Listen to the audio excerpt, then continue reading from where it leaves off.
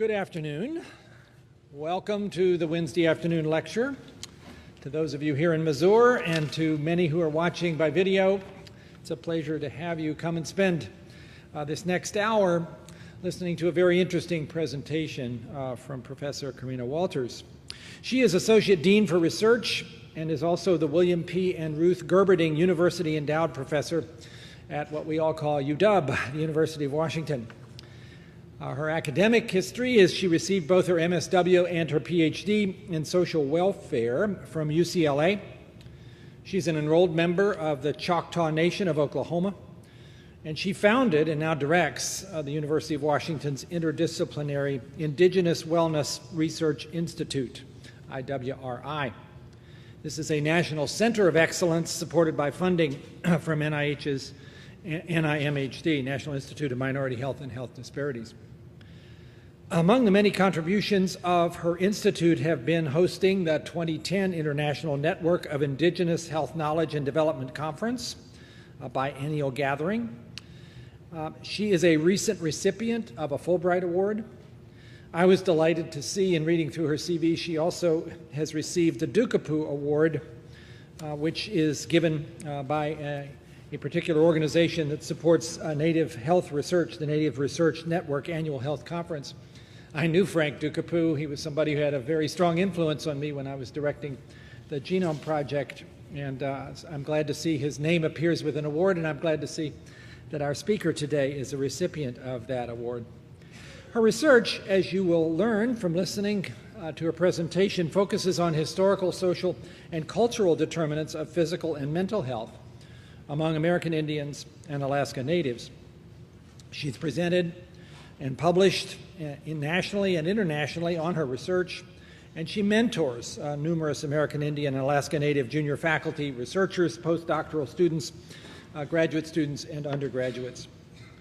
She currently serves as principal investigator on several NIH-funded studies associated with health risk outcomes amongst American Indian individuals, families, and communities.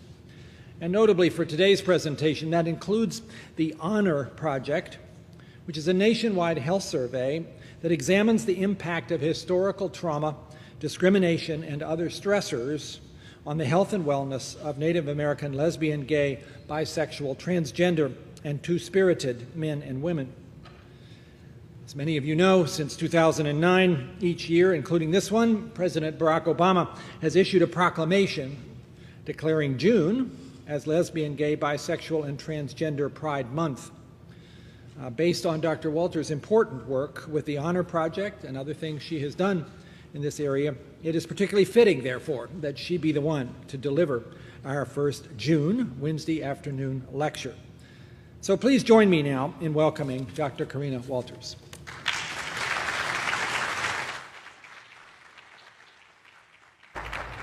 Thank you, sir.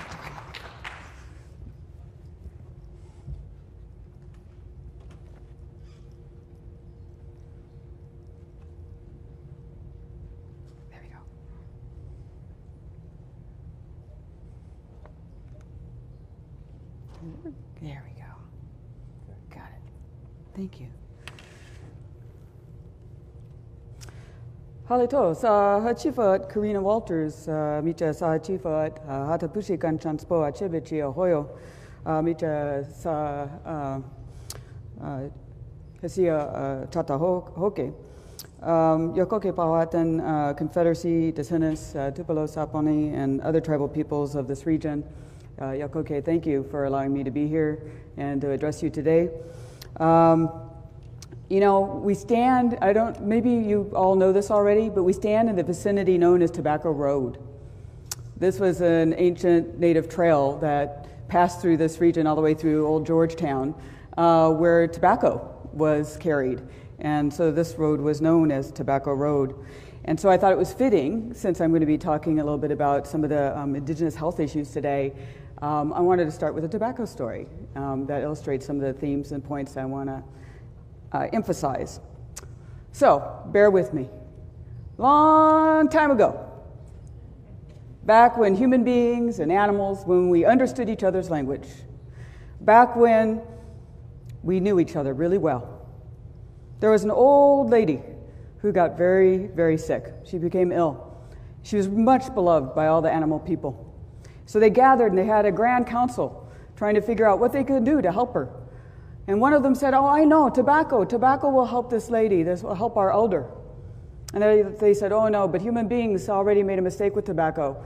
And tobacco left. And there's only one plant left. And it's guarded by the greedy geese. Now, this is the old days, right?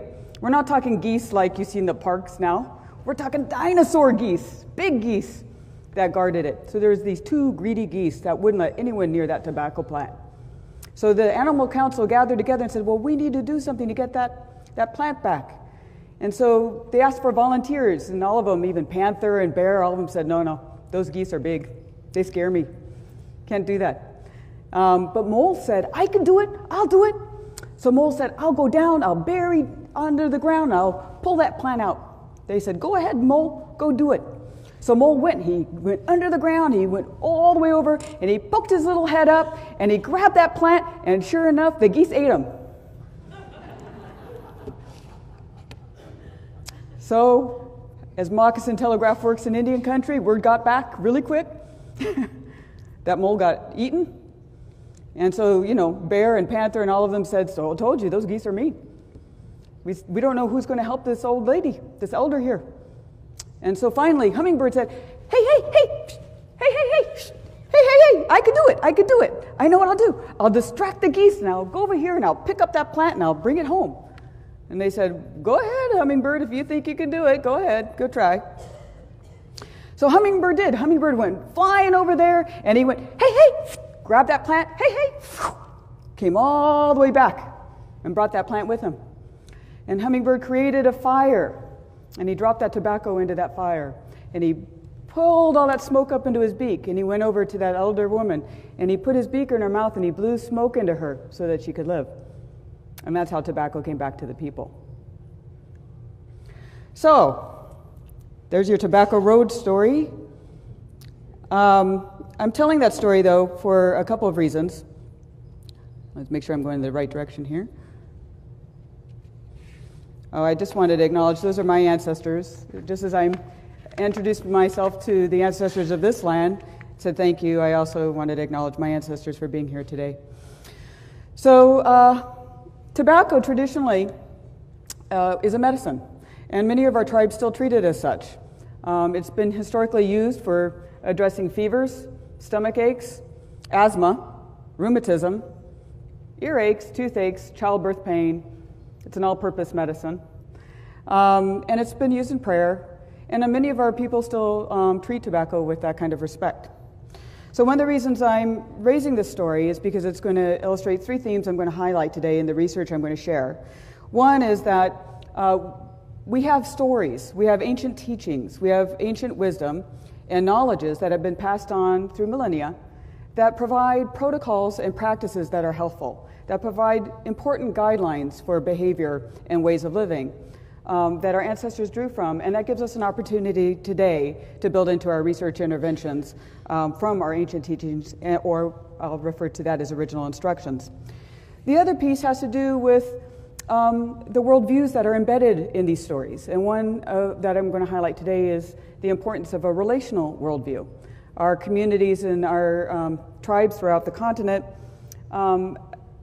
the relational way of understanding the world and being in the world is critical to our health and wellness. And actually, the impact of devastating consequences of colonization and oppression has disrupted our relational ways of relating to our land, our body, our place, our space, and even across time and space.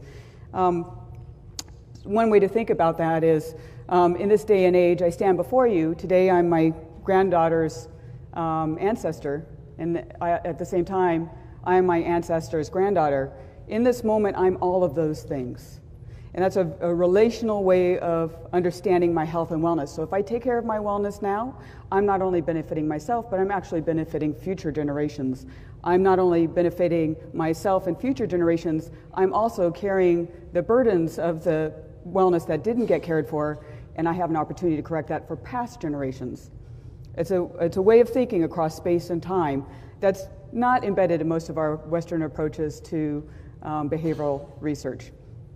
The third piece is our communities and our tribes have always had restitution ceremonies and restoration ceremonies, opportunities and ways of approaching the world to restore and heal. And so it's really critical that we acknowledge that we have knowledges and systems of being that we can grow our interventions from. So I'm going to talk a little bit about that.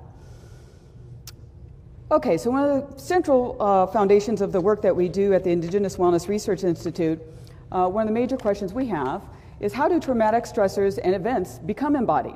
You know, how do these traumatic events across space and time get embodied in our physical health and expressed in health risk behaviors?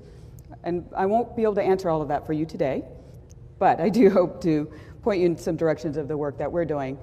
A lot of our work is guided by the Indigenous stress coping model. Just to highlight, I'm going to give you a community-based version, then I'll give you our geeky researcher version in a minute. But this is how we talk about it in our communities.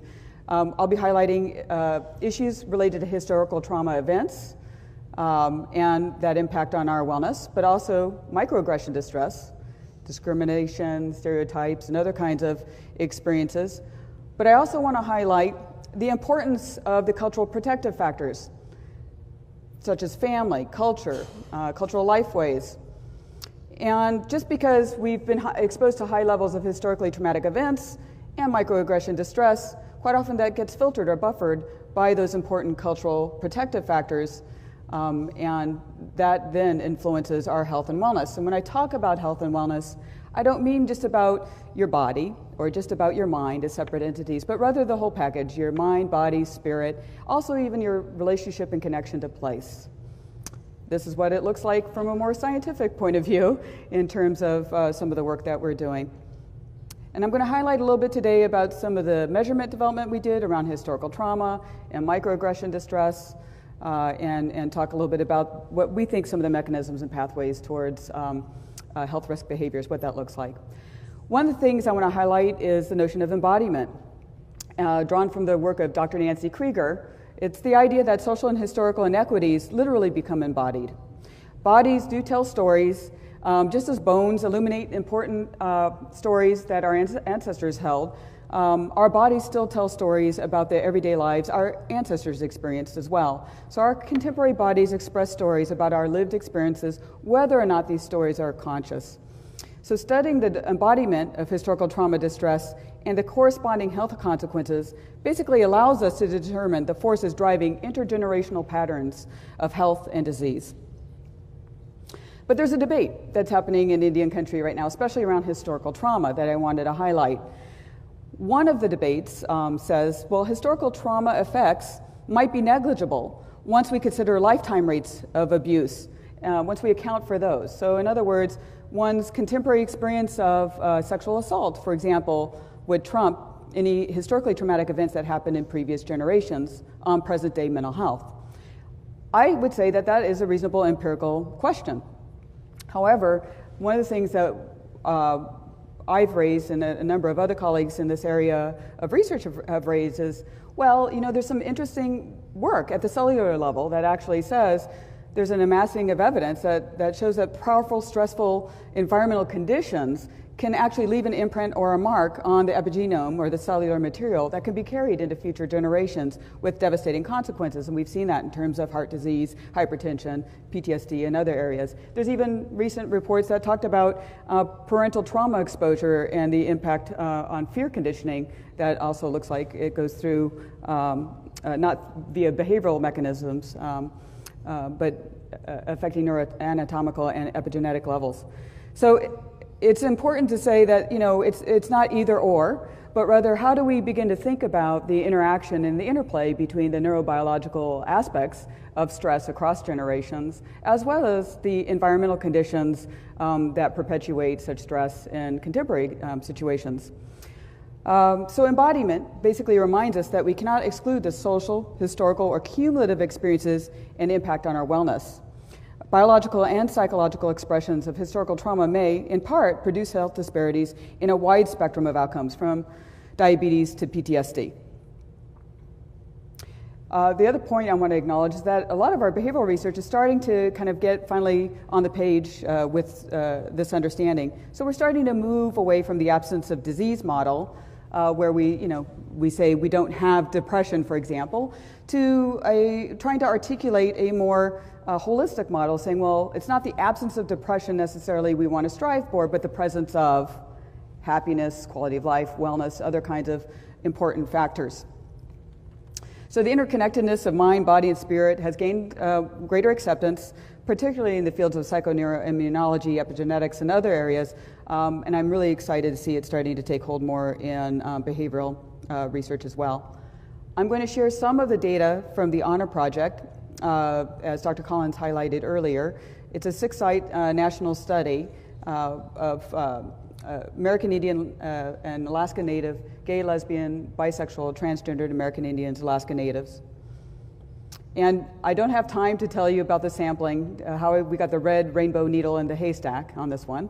But if you have questions, I'll be happy to entertain them a little bit later. But just to give you a little glimpse of it, we used a form of respondent-driven sampling where we started with, for example, here's 6 seeds in the Seattle site that we started with, and then we randomly sampled from within their networks for other Two-Spirit people.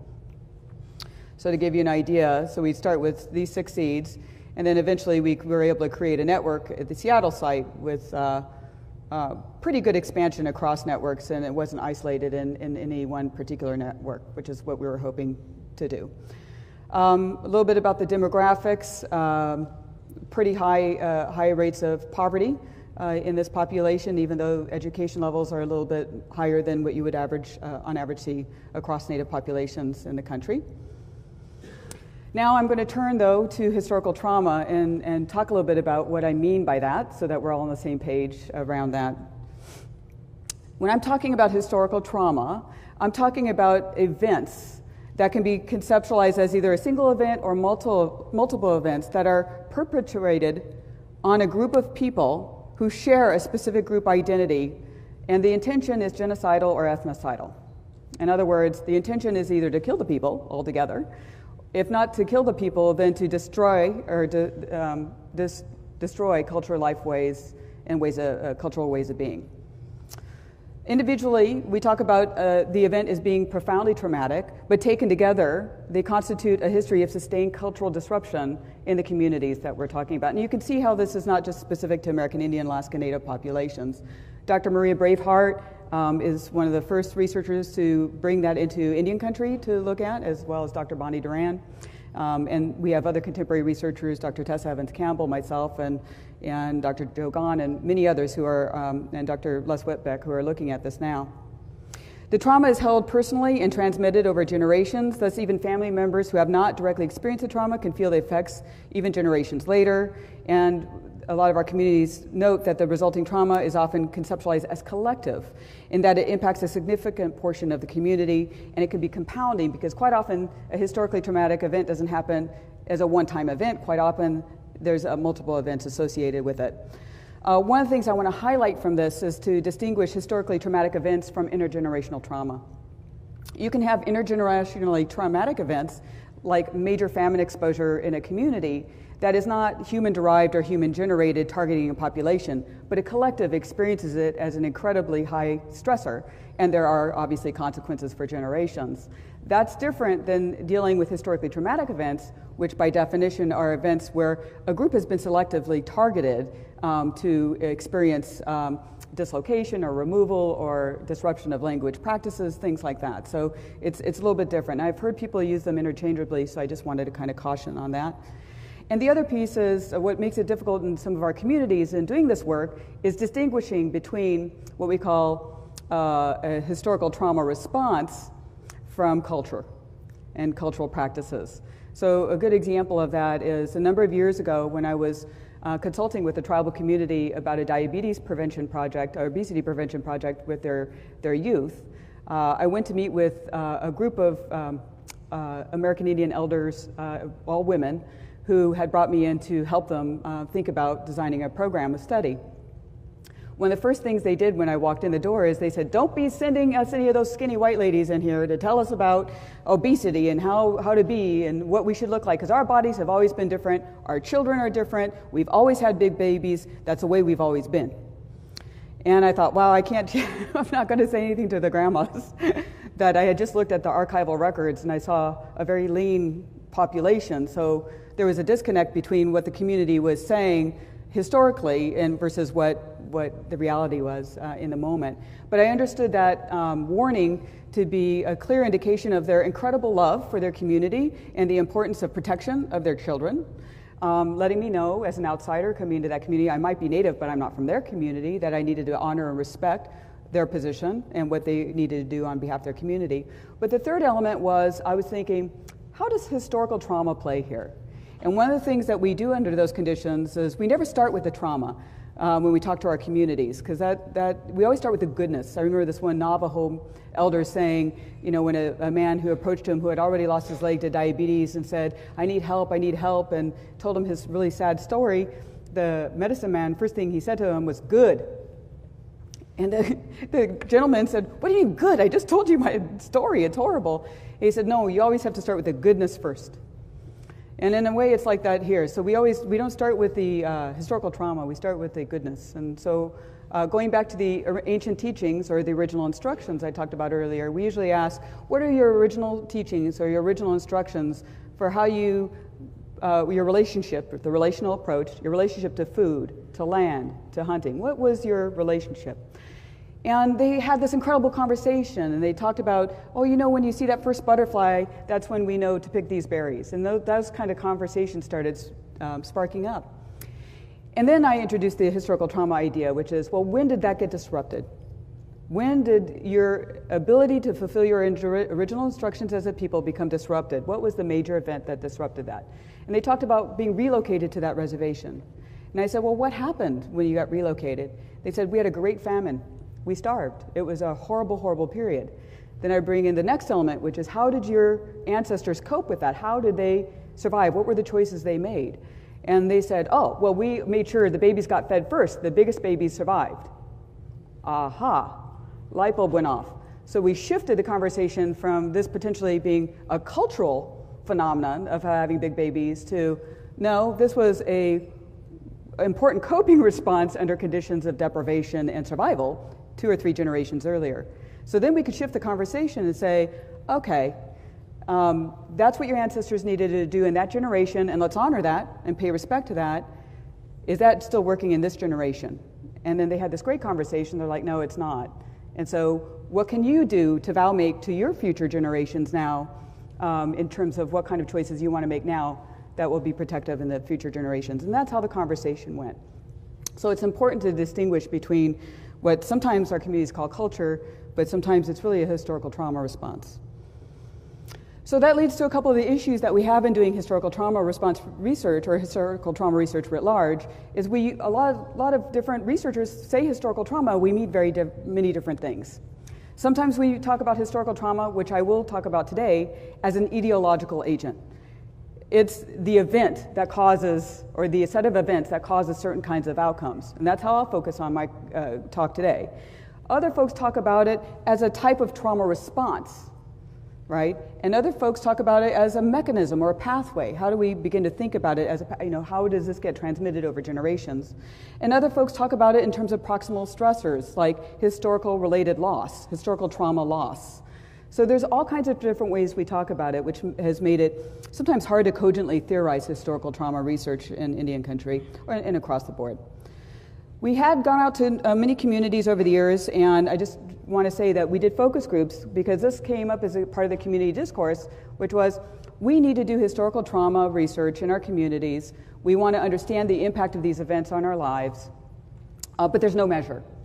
So what we did was the first step is to create a measure of historically traumatic events that could be used in any context across urban environments, which is difficult because there's hundreds of tribes represented in urban environments. So we had to create meta-categories that anyone could basically plug their event into. So to give you an example, being removed and placed into boarding schools, A number of tribes experienced that. So if I asked, had an item said, did you or your parents or your grandparents or your great-grandparents experience forced removal into boarding school or placement into boarding school, then a number of tribes could tick that box and say yes. And I can tell you which generations actually experienced that. Okay. To give you an idea, for some of you who I'm using boarding school as a good example of a historically traumatic event, in the 1800s, in the late 1800s, the federal government decided to remove Native children and place them into these boarding schools as a way to, the nice word is assimilate, but it's actually, it was to eradicate indigenous ways of being and life ways. Too long to get into that discussion, but I'll be happy to talk a little bit about some of the impact of that more specifically, or the process behind that, that model. But this is Carlisle, this is a picture, Carlisle Indian School in Pennsylvania, and you can see how young these kids are that are removed. On average, kids were placed in boarding school for 7 years, separated from their family. So they're being parented by a system that quite often was fraught with a lot of abuses, and both sexual and physical abuse in these systems. And disruption in being able to be connected to culture and life ways and healthy ways of being. This is Tom Torino when he first arrived at Carlisle. This is Tom 3 years later. How many of you saw Rabbit-Proof Fence? If you seen that? Yeah, well, we had that going on here as well. Young group of Cheyenne men. Later. Affected notions of Christianity, patriarchy, all of these things were part of the assimilationist agenda. Quite often, boarding schools were run by missionaries and mission schools as a way to get Native people to leave their religions and go into Christianity. And so the impact of these types of events, and when I talk about historically traumatic events, it could be events that also include land-based trauma, radioactive dumping into waterways, for example. It could be government-sponsored. It might not be government-sponsored. It could be sponsored by groups of people attacking a particular group. All of these lead to interrupting people's ability to fulfill their original instructions. The good example of that was when General Sheridan said the best way to kill the Lakota was by killing the buffalo. Because he understood that by killing the buffalo, it wasn't about interrupting subsistence for the buffalo, for the Lakota. What he understood was it was interrupting a people's ability then to fulfill their original instructions as a people in their relationship to the Buffalo Nation. It also causes a disruption in our relational ways of being.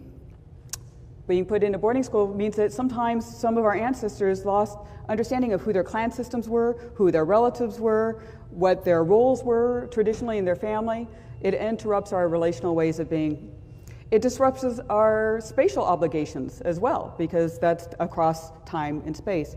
And the abuses that occurred disrupted our physical boundaries, our mental boundaries, and our bodies. For example, land removal, dislocation from traditional territories and lands, literally displaced people from space and place. So a lot of our work at the Indigenous Wellness Research Institute, and when we design interventions and development in concert with our communities, tackles three elements almost always in the work that we do. One is to grow interventions based on our original instructions, as I talked about earlier. If there's a way we can build interventions from original teachings and stories and other kinds of ways of thinking about the health issue at hand, we always start there. We also look for opportunities for relational restoration, ways to restore our relational way of thinking. Good example of that, if a person's been in the mental health system a long time and you ask them, tell me who you are, and they say, I'm depressed, and you say, okay, is that the name your mother gave you? And they're like, oh, no. Dr. Eduardo Duran always gives this example. It's a great example because what that example is it shifts people away from thinking just about now they've internalized a name called depressed, and now they're going to shape their behavior about that. But from a Native point of view, we have naming ceremonies. And naming ceremonies are incredibly powerful because they not only provide the protocols by which you conduct yourself, but they provide the protocols by which the community relates to you. So taking on a name is really important. So now if you've decided that your name is depressed, what does that mean? What are the protocols you've now incorporated into your everyday life? It's a different way of approaching it and thinking about it. Better yet, what is your relationship to depression? Now you have a relationship to this notion of depression, and you're not the disease state. What happens when you have a relationship to something? You can decide if it visits or not, right? You can divorce. When you have relationships, you set boundaries, and it be able to create, you have that opportunity to create those kind of boundaries. The third element is narrative transformation. Thinking about how we talk and think about ourselves really matters, and the importance of building on the strengths of our people. The other piece I wanted to highlight, and I'm going to share with you some results, is a different area of trauma and everyday chronic stress, really, which is microaggression distress. Now, so I'm shifting from historical trauma, so shift your thinking from there, to those everyday moments of demeaning, invalidating moments that you have with your external world in your environment. It doesn't have to be a one-on-one situation with a colleague down the hall. It could be, but it could be something absent in your environment or present in your environment that gives you messages about your group that's really demeaning or invalidating. Daryl Wing Su has done a lot of work on this in psychology. We actually started this parallel to his work in Indian country, because this came up at a meeting, measurement development meeting around PTSD that I had a number of years ago in New York City with the Native community there. We were looking at the construct of post-traumatic stress disorder in a measure, and one guy raised his hand. He said, you know what, why are we even talking about post-traumatic stress disorder, PTSD? He goes, every single day I'm walking down as an Indian man in New York City, I'm accosted and I feel like I'm traumatized. And I said, well, tell me about that. What is that? What do you mean by that? He says, it's those everyday microaggressions. He literally used the word microaggressions. And from that moment on, the group, we took off and we said, okay, well, let's create a measure of that and talk about what would those look like. Daryl Wing Su has highlighted 3 areas of types of microaggressions. One's called micro-insults. Those are behaviors that convey rudeness, insensitivity. A good example of that, my daughter raises her hand at school, says, oh, that's like the American Indians, you know, my people. And then the class rolls their eyes, oh, there she goes again, American Indians, law, you know. Now I tell her that's a micro-insult, and you could call that out. Micro-invalidations, those are communications that nullify the experiential reality of Indigenous people. A good example is always constantly being asked if you're a real Indian. Doesn't matter if you're mixed blood or a full blood, everybody gets asked the same question. That's tiring and wearing Terry. Micro-assaults are the ones we're more familiar with. Those are characterized by explicit racial stereotyping. Usually the perpetrator, when they do it, knows better and is clear that they know better. They do it anyways. A good example of that is the intentionality. It tends to be clear. One colleague of mine at a university was told not to go and do a war whoop anymore at faculty meetings. That's a good example. I'll give you an example of a microaggression I experienced when I was at University of Washington. I had a colleague ask me if I'd come and guest lecture. She's not there, so don't be looking this up. A colleague asked me to come guest lecture in their class, and I said, sure, I'd be happy to on American Indian issues. And then she proceeded to ask me to come dressed as an Indian. She said, great, can you come dressed as an Indian? And then, okay, this is what happens when a microaggression happens. The burden falls on the recipient to go, okay, do I deal with this or not? Do I carry this with me for the rest of the day and get really pissed off? If I raise it, I'm going to get one of 4 reactions. I'm going to get denial, I'm going to get anger, I'm going to get mystification. Oh, you must be imagining something. Or I'm going to get guilt. Oh, I'm so sorry. And then I'm going to emotionally caretake. Those are all very tiring. And I want to say I'm not above it all. I've microaggressed too. We all have. So this is something that is part of our environment when you deal with power and privilege and different isms that we encounter.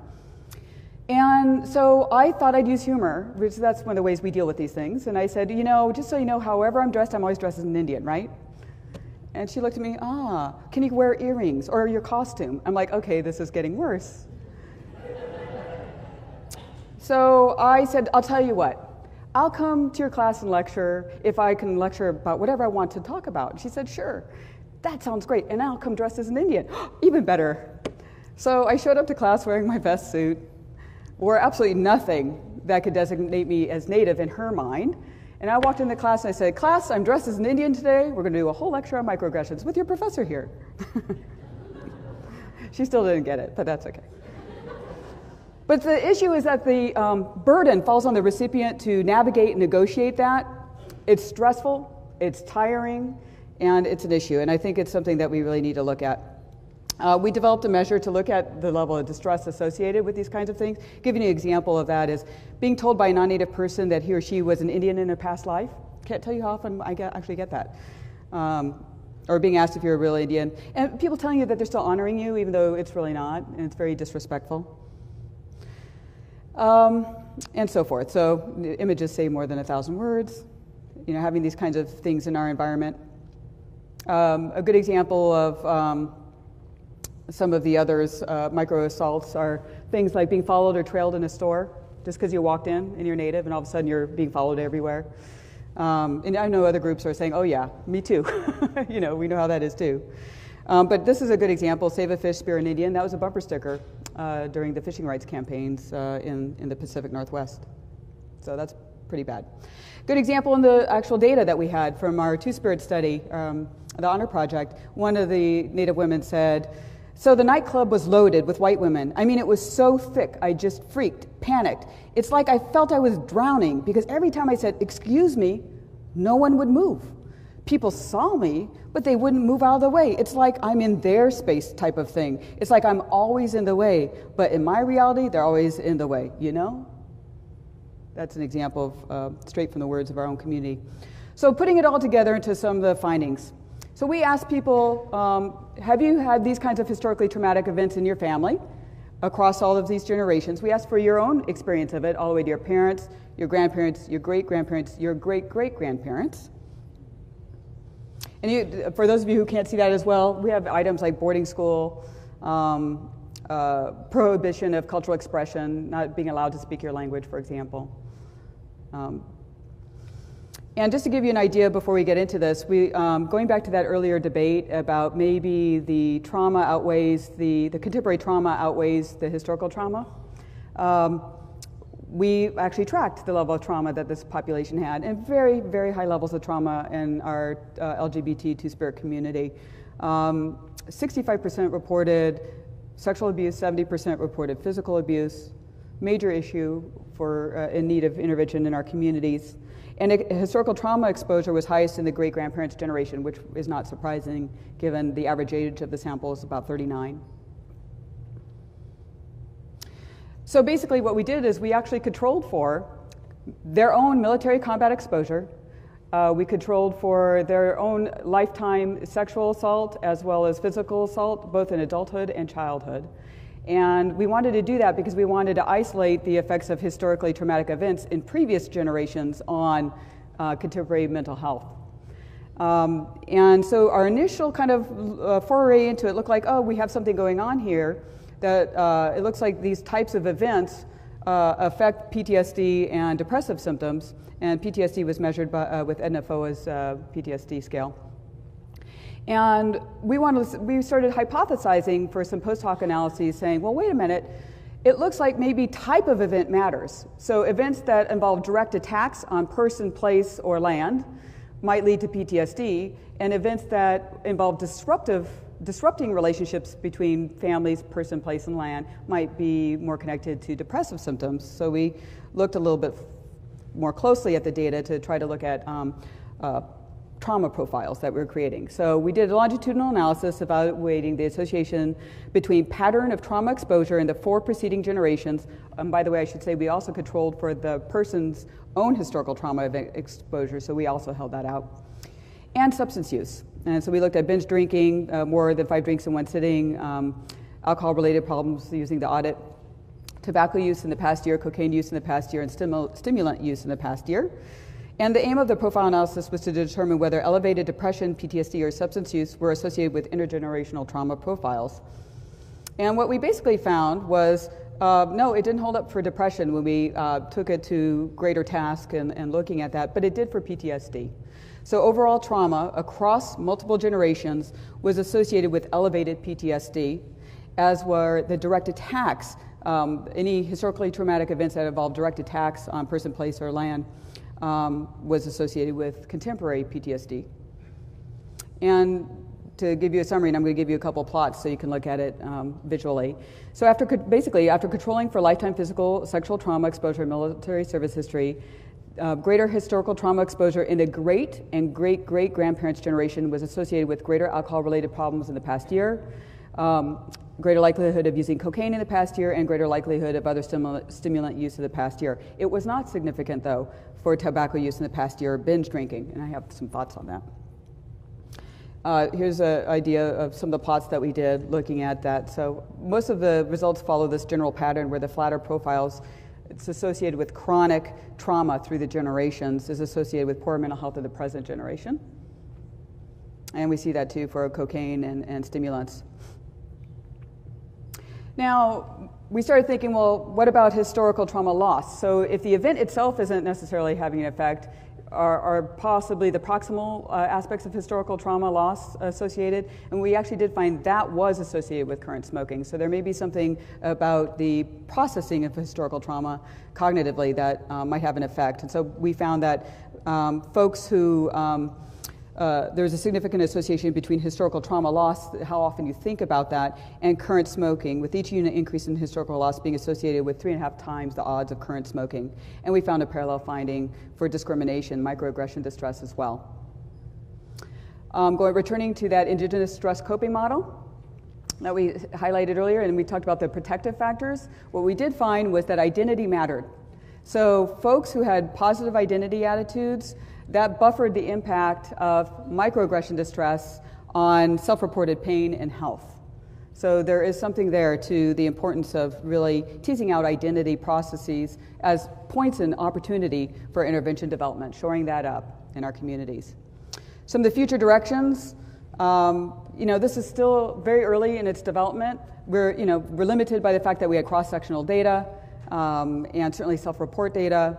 And it's probably yielding an underestimate of a number of things because it relies on people's knowledge of their own family history. But drawing from Nancy Krieger's work again, I was thinking that we certainly should think about chronic and acute historically traumatic event exposures, how those might have differential impact on our wellness. And our future research should certainly focus more on resiliency. And that leads to my last section here that I want to highlight, where this research has moved for me. Most recently, and thank you to NIDA funding, most recently for this project as of last week, is a project called Yapi, and Yapi in Choctaw means walking slowly and softly. And I was approached, I had the opportunity a number of years ago to start a conversation with my own tribe, the Choctaw Nation of Oklahoma. The director there at the time said that we were in really dire situation with respect to diabetes and obesity. And the tribe has been incredibly responsive to addressing the problem. Currently, we have about 75% of our people are obese or overweight. The tribe has instituted all the important behavioral programs that you could think of to address this. We have state-of-the-art diabetes centers. We have state-of-the-art healthcare centers, ones that I'd join in a heartbeat. They're beautiful. We have walking paths that are growing into tribal areas. We have menus that have changed to address the issues, all the structural variables that you would expect to help change. And yet, it was still progressing slowly. And Mickey Piercy, the director at the time, said, we need to stop this train. We're in a situation where it's projected that by 2050, 1 out of 3 of our Choctaw youth will have type 2 diabetes. And what really got me is he said, we're in a situation now where our parents will outlive their children and grandchildren. And then that just really hit home for me. And he said, so can you help us? And I thought, wow, you're doing everything right. I don't know what else I can say, but let me go actually pray about it. Because I actually needed to think about this in a totally different way because they were doing all of the interventions correctly. And one of the things that struck me is I started thinking about it. I said, our ancestors did not walk that Trail of Tears. And you all know about the Trail of Tears? You remember that from your history lessons back in middle school? Well, we were the first to walk the Trail of Tears. And I thought, well, our ancestors did not walk that trail for this to be happening like it is. And just to acquaint you with the trail, this is during the Andrew Jackson removal period, starting in 1830. And the Treaty of Dancing Rabbit Creek, which led to the Choctaw removal, stipulated that Choctaws could remain in Mississippi if they relinquished their sovereignty as a people. We're the descendants of those who said no. We refuse to do that. We would rather die, and Harkins said, we would rather die and take our risk than to lose who we are as a people. And so I know that they walked that trail with a vision for our future generations in mind. So as a result, we went back to the tribe, and I worked with Sharon Fleming, the chief sister, and she had this idea to rewalk the trail, and I said, this totally coalesces with what I'm thinking as well, and we put our ideas together, and we approached the tribe and said, I think what we need to do is rewalk the Trail of Tears. And they're like, okay. And it's not to be caught up in the historical trauma, it's not to be a memorial walk, it's actually to reconnect in the footsteps of our ancestors, to reconnect to the vision of life and living and love that they held for us, and then out of that, develop a Choctaw-specific health promotion model. The tribe got excited and said, great, you can do something on substance abuse prevention on the trail. You could take a group of youth and you could do suicide prevention. You can, all of a sudden we had all the prevention stuff again, and we said, no. What we want to do is, instead of suicide prevention, we want to walk that trail that morning and say, what were our ancient teachings, our original instructions for life and living? Right? Instead of substance abuse prevention, what are our ancient teachings for responsibility to medicines and responsible ways of being with medicine?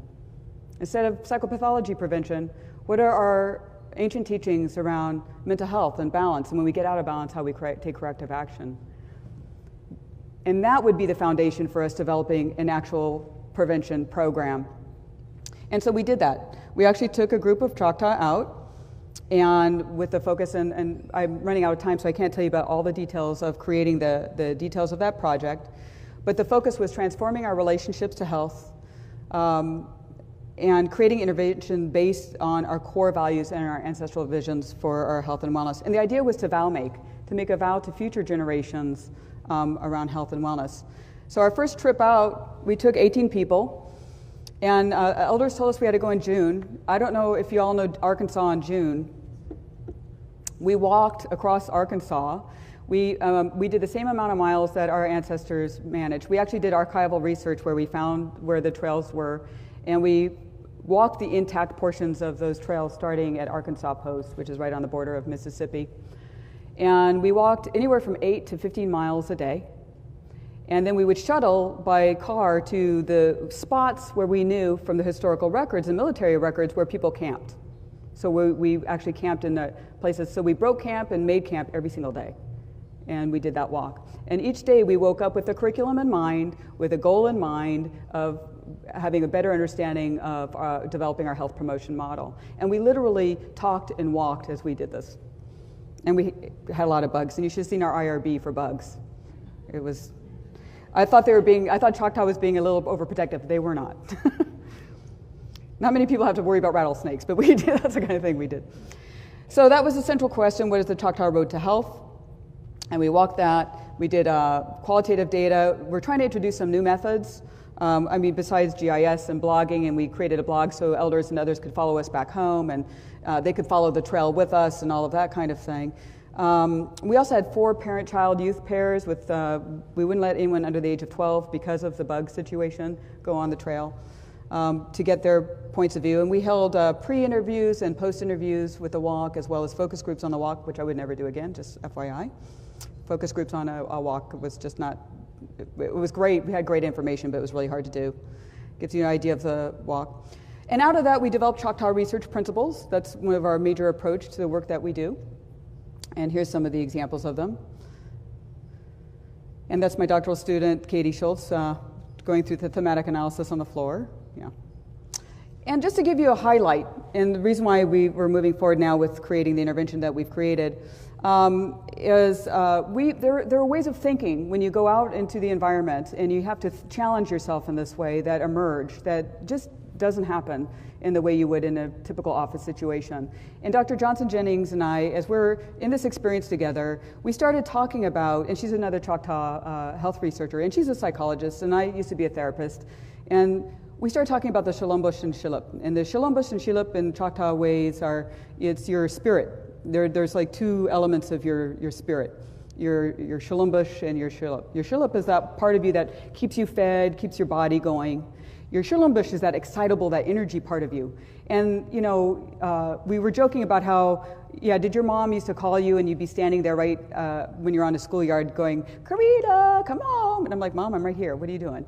Because she was calling my spirit back. Because your shilumbush, according to Choctaw understanding, your shilumbush can get excited and jump out. When it gets excited, it can jump out and it stays put where the excitement happened. And it bears witness to that excitement. So you can just keep having visions of that place over and over until you call it back. And we had this conversation, and both of us went, aha, we actually had a cultural understanding of PTSD. That is disassociation. That flashbacks is the memory that's held over and over. And we actually had a ceremonial way of reintegrating. So anyways, those are the kinds of really exciting conversations we had. A couple of just highlighted pictures from that first walk. These are actually pictures from the trail. It was very swampy. I don't know if any of you know Arkansas. I did not realize how swampy Arkansas was. Some of the family child pairs. And so some people asked, did it work? Anecdotally, yes. We had one woman drop 65 pounds and keep it off now for 2 years since we started this. Another one has dropped 35 pounds. And we're quite excited about the work that we did. Yep, encounters. Those flags went up after we opened up our camp. That's what we woke up to the next morning. We're like, okay, time to leave. We discovered something important about trauma and the importance of laughter as medicine. As a matter of fact, our good morning, when we say humona chukma, when we say good morning, in Choctaw that means it's time to have a good laugh together. That's how we say good morning. So we were reminded of that. Anyways, so that helped. We came back and we were able to develop the project, focusing now on 150 Choctaw women from the 5 districts in our region. We're taking 30 women each year. And what we're doing is we have a behavioral intervention that we've developed. This is the model that we developed from that walk that integrates our ancient clan systems and modes of contact and ways of behaving that we can draw from, that we literally have a curriculum that the women work through. And the idea is to develop 150 Choctaw health leaders that's sustainable at the community level. It's not service-oriented, it's rather about developing community leaders who say, I'm willing to start with myself and make the change, and then I will hold events and continue to do the work at the community level. And we end the 3-month intervention with a 10-day walk on the trail, which is their vow-making ceremony, to make that effort. And then at the end of the year, the women, we have a big celebration for the women at the community level where they're recognized for their commitment that they're making to the people. So the guiding questions for this next round is, what kind of ancestor did my ancestors envision me to be? What kind of ancestor do I want to be?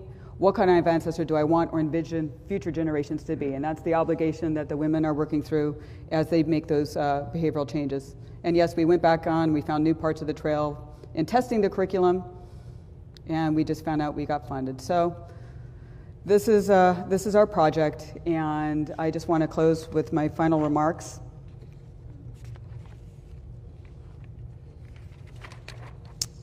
Okay, circling back to the water. Circling back to the recognition of the relational orientation to water in our bodies and our ancestors. You know, that boundary is permeable, it's fluid. And if we don't care for it now, we are not caring for the bodies of our future generations. We must truly grow relational, restorative practices to our bodies, minds, hearts, land, place, environment, community, and humanity, past and future generations. For as our elders already foretold, we are all related. Our cultural and national diversity is our strength, and so is our methodological and disciplinary diversity. We may all share the same vision toward achieving health equity, but we have different strategies. We may share the same sky, but we have different cosmologies. But our diversity is our strength. Our common fight to eradicate our health disparities is our glue. But our liberation is deeply tied to one another, as Dr. Martin Luther King and others have noted in the past. Upon reflecting on the Truth and Reconciliation hearing, Desmond Tutu once said that it was not human evil or recognition of the immense depth of depravity and suffering that humans impose on one another that most profoundly moved him. Rather, it was the fact that human beings could be so good that human beings can, after excruciating suffering, still be able, in fact, to speak words of healing and forgiveness to one another that so deeply moved him. It is in the spirit of compassion that Yapi and the historical trauma work continues. Paraphrasing Alan Alda, I want us to be potent, to do good when we can as health researchers, to hold our wit and collective intelligence like a shield against other people's wantonness, and above all, to laugh and enjoy ourselves in a research life and world of our own making. I want us to be strong and tough and full of feeling. Sometimes, as behavioral scientists, we may feel we sit at the bottom of the research totem pole.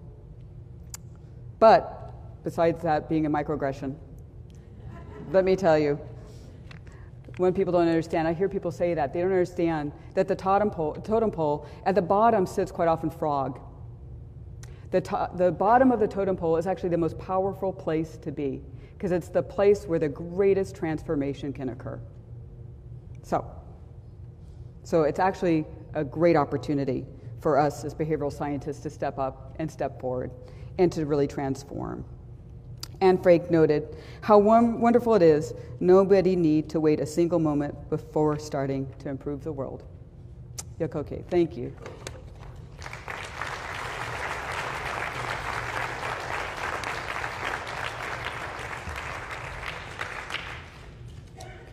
Thank you for a wonderfully wide-ranging set of reflections. We have time now for some questions. There are microphones in the aisles so that people who are watching by video can hear the questions. And please, if you would like to, address them to our speaker. Yes, go ahead. Thank you, Dr. Collins. Yeah, there was, in support of your hypothesis of the epigenetics, there was an article recently in Nature where they showed in mice that were stressed, and they actually passed on the stress behavior to their young, but it was also correlated with a histone marker. Yes. So that maybe that's what you were referring to. Yes. Okay. The DS article. And so if anybody wants to take a look at that, just look on the PubMed and look up trauma and sperm because it's within the sperm of the male. Right. Exactly. Right.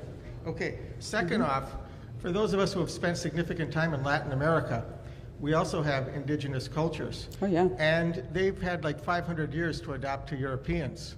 Now, there's certain differences. Obviously, they had to deal with Southern Europeans, and further up north, they had to deal with Northern Europeans. But my impression after spending a significant amount of time in their country and working within their systems is that the Native American culture had a profound effect on the Europeans more than the Europeans had on the natives. Furthermore, their national institutions, such as the National University of Mexico, says right on the degree, por la raza. And the raza refers to the indigenous race, and they refer to it as the golden age, when the bronze people dominated things. So you see kind of a totally different situation. I think that could give you some deeper insights. Yeah, we do a lot of work with our indigenous brothers and sisters in Mexico and in Guatemala and Peru. And furthermore, the Apaches had a lot of interaction with the Aztecs, and knowing several people that claim to be of Aztec lineage, that they claim also to be of Apache lineage. So I just think it's... Oh, yes. There's languages actually in Georgia. There's ancient Mayan ruins found in Georgia recently. And actually the Choctaw, my tribe, most likely originated probably down south, and we migrated forward. As a matter of fact, we draw on that in Yapi because we have an origin story, a migration story, where two brothers, Choctaw and Chickasaw, walked many, many years to get to what is now Mississippi. But we actually, we're corn, beans, and squash people. We flattened our heads. We had pyramids and all of those kinds of things. So we definitely were probably related. And one other comment, some of the historical writings indicate that when the conquistadors rode back to Spain, they indicated that the Aztec, Mexico City in those days was called Tenochtitlan in their language, was far larger and more sophisticated than largest European cities of their days. So I think critical mass and civilization probably helped them out a bit, whereas up north, I'm from Minnesota myself, so I know it's kind of desolate, and you really can't have the expansion equivalent to something in the Mediterranean, which happened in the Valley of Mexico. Thank you. Yeah, thank you. Thank you. Hello, how are you? Hey. So I was wondering in your work, or future work, if you have any hypotheses or thinking about some of the generational effects now that, in terms of historical trauma, as you get farther away from, I would say, the seminal incidents that in terms of historical trauma, and you also have some migration in terms of where populations live, and thinking about epigenetics and putting it all together as the environments change. Do you have any thoughts about future work that will look at some of these perhaps generational effects as we get, I guess I don't know how many years out we are now, but by the next generation we'll be farther away from the from some the of incident. some of the more direct genocidal policies, we still are dealing with historical trauma in our everyday experiences now. There's still removal from homelands, there's still flooding of lands, there's still polluting and dumping and waste in our territories. There's a lot of issues that are still alive and well that our communities are currently dealing with. So I just wanted to identify and acknowledge that. Want to note, that sample that I shared was urban. These are urban folks. So these are a cross-section of folks who've already have been living away from their territories for a while. So we're still seeing an effect in that generation. I think is interesting. It would be interesting to do a comparative study with people who have remained in their territories. Right. And I don't know if we'd see a greater effect under those conditions or not, but that would be an interesting empirical look. Like similar to the immigration hypotheses, where you get worse, so you lose the strengths of your community. So they're exactly. So kind of some of the paradoxes that we might see also, as well as you get more into quote mainstream, do we see worsening of health potentially as well? I think we're still nascent. It's very early in our uncovering and thinking about that, but I'll certainly give that some thought. Do you have some ideas? No, I don't know if you even have the power, but I think I think you may have the data, and it would be nice to see as the sample, as you explore your samples, how we could capture any environmental differences to make sure you can look at maybe perhaps some of those epigenetic types of influences. No, it's great. Yahweh, thank you for your talk. I was wondering in your studies if you looked at coping mechanisms that both past and present generations use to deal with the historical trauma, maybe how they've changed or how they differ between urban and res members. Qualitatively, we probably have that in our qualitative data, but no, not in terms of the quantitative data. We do have their own coping, but we don't have access to information about their elders or grandparents or great-grandparents coping. But it does come out in stories and some of the qualitative data, which you're welcome to look at. Looking at, we ask what are some of the key turning points in traumatic life events in previous generations and your current generation, and they talk about that. So I think there's an opportunity to take a look at that more closely. Okay. Thank you. Thank you. Well, there will be time for further discussion in the coffee and cookies session, which is about to begin in the NIH library. Everyone is cordially invited if you'd like to continue the conversation. Meanwhile, please let's thank our speaker again for a wonderful presentation. Thank you. Thank you, Dr. Collins. I appreciate it. Thank you.